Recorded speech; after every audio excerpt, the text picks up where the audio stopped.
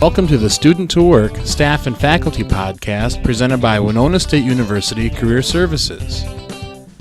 So what is Student to Work? Student to Work is Career Services' online system for posting a number of work opportunities for Winona State University students, both in Winona and Rochester. Here, students can find work study and or student help positions, as well as other part-time and full-time jobs. This online system allows more students the opportunity to access these positions, and it makes the campus job search much easier and quicker. Additionally, students can find positions that are more in tune with their skills they have or would like to develop by looking at postings from specific departments across campus. This allows them to find the best fit for themselves. However, it should be pointed out that international students are not eligible for work-study jobs. Because it utilizes technology, Student to Work allows students to begin looking for campus jobs before they even get to Winona State. No more waiting until the start of classes to try and find work. They can get things rolling this way ahead of the semester. So what is work study? Work study is a need-based job determined by a student's financial aid package. If they have been awarded work study in their award letter, they're eligible to work on campus or in certain nonprofit organizations or public agencies to earn the amount shown, with the maximum amount being $2,200 per academic year. Since there are limited positions, work study eligibility does not guarantee employment for a student. The Financial Aid Department website has a list of Winona State departments with work study budgets. They can also access postings at the Career Services EasyLink database. When students are hired to fill the work study position, they need to contact the Financial Aid Office, the second floor of Maxwell Hall, to have a work study authorization form prepared for them. You and the student will complete this form and forward it to the Financial Aid Office. What is student help? Student help is simply positions that are funded by individual departments on campus, usually around 600 or more positions per year. All students are eligible to apply. A graduate assistant is a student admitted to a graduate program for the purpose of earning a master's, specialist, or doctoral degree, and they are hired to serve as a teaching, research, or staff assistant. To maintain their role as a graduate assistant, a GPA of 3.0 or better must be maintained throughout the term of appointment.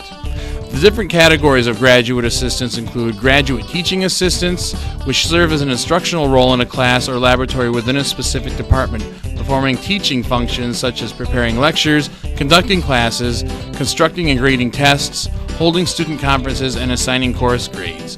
Graduate teaching assistants with the responsibility for teaching all or parts of a course for credit and or assigning grades must be directly supervised by a faculty member experienced in the teaching discipline, receive regular in-service training, and evaluated periodically.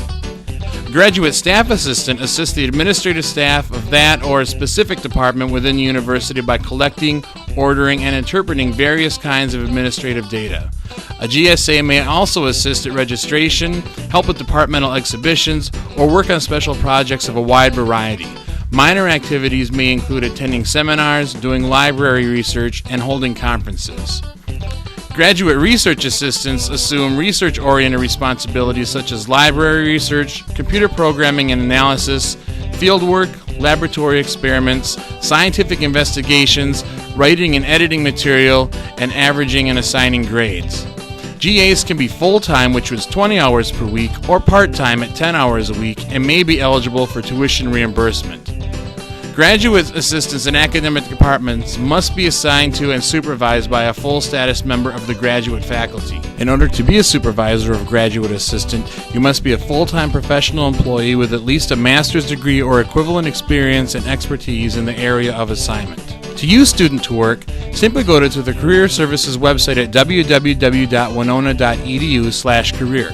Click on the Faculty Staff button along the top row, and on the Faculty and Staff page you will see the button to click on to create your Student to Work posting. This will open a window with a form for you to complete.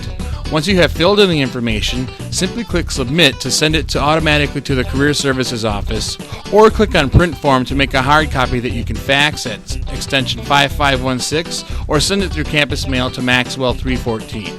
Please let Career Services know when you have filled the position so we can remove the posting. Some important information to include in postings include things like the start date and the hours that the students will work, the job type and a description of what some of the duties and responsibilities will be, and also how should the student apply to your position. Do they need to apply in person or should they apply through the EasyLink Student to Work system? Students who have acquired a job on campus must complete documents that will authorize them to begin working and place them on the payroll system to get paid. American students who are hired need to have the following: a work authorization, which is required, a Winona State University form that authorizes the individual to work, the Form I-9 required, which is for federal employment eligibility, the W-4 form, which is required for tax withholding, the MWR form, which is optional and completed only if the resident is of Michigan or North Dakota. Students also must sign up for direct deposit, which is required. Although it's not a form, it is a mandatory process, so they may get paid. If you wish to hire an international student, keep in mind that they also need to have the following forms completed. They must acquire a Social Security card.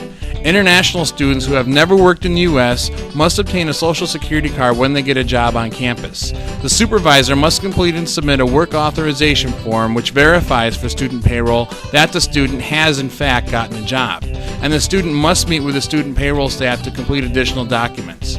The Student Payroll Office provides the student with a letter that she or he will take to the Social Security Administration to apply for a Social Security number. The supervisor will then be notified that the student has completed all the paperwork and may begin working.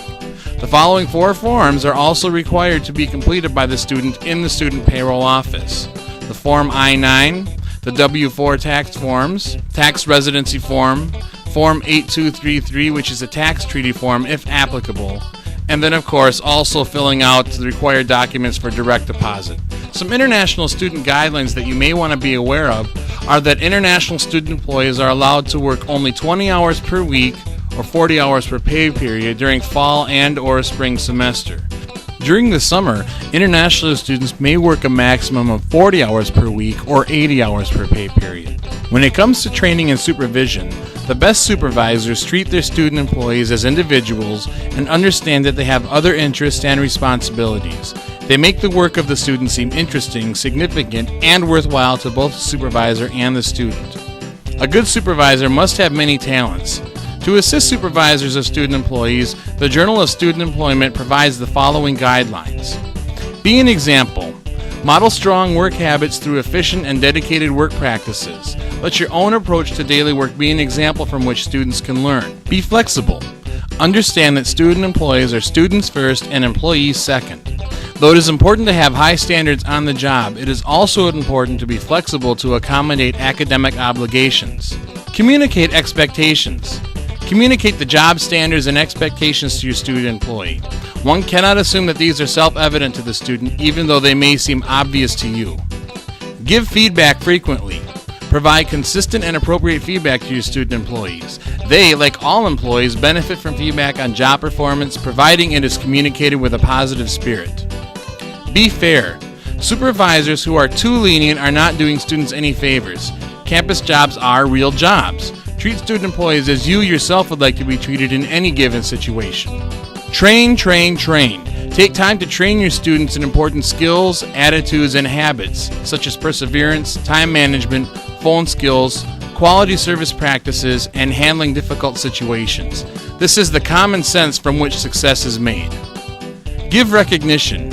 When you see a student going the extra mile or doing a good job, acknowledge this. Share a vision.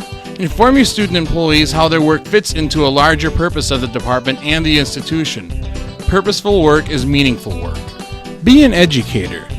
To the degree that we each contribute to the lives of others, we are all educators. How can you contribute to the education of your student employees? If you have any questions about the procedures for student payroll, please contact Kathy Malke, the Student Payroll Manager, located in Maxwell 219 at extension 2800. You can also email her at kmalke@winona.edu. Thank you for viewing this podcast. If you have any questions about this topic or any other services offered by Career Services, please contact us. In Winona, you can find us at Maxwell 314, extension 5878, or email us at career@winona.edu. In Rochester, we're located in Student Services 125, extension 7100, or email us at rochestercareer@winona.edu.